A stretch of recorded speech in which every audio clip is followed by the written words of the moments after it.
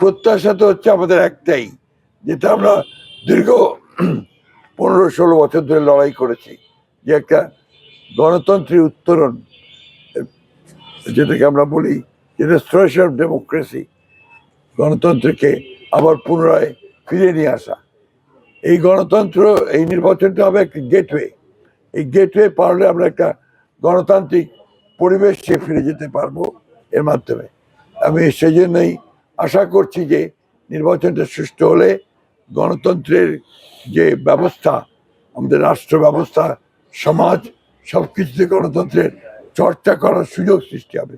সেই জন্যই এই নির্বাচনটাকে আমি ব্যক্তিগতভাবে অনেক বেশি গুরুত্ব দিই। একদিন পরেই নির্বাচন,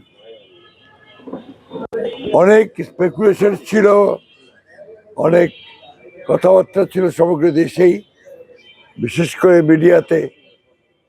অনেক দিন নির্বাচন না হওয়াতে, 15 বছর প্রায়, সকলেই একটা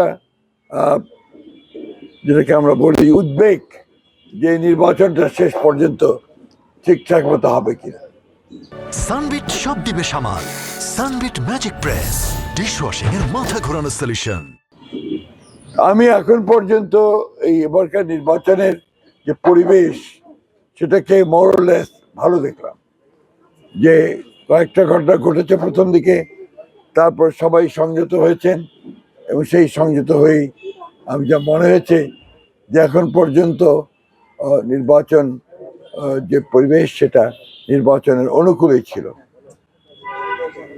এর মধ্যে আপনারা অনেকগুলো ইস্যু নিয়ে এসছেন, কথা বলেছেন, আমরাও আমাদের কাজ করেছি। ঠাকুরগাঁতে বিশেষ করে আমাদের চেয়ারম্যান তারেক রহমান সাহেবের যে সফর, সেই সফর অত্যন্ত ইতিবাচক ভূমিকা রেখেছে ঠাকুরগাঁও পলিটিক্সে।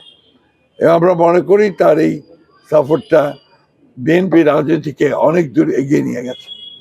এখানে আমাদের এক ভাই প্রশ্ন করেছেন, এই নির্বাচনে আপনার প্রত্যাশা কি?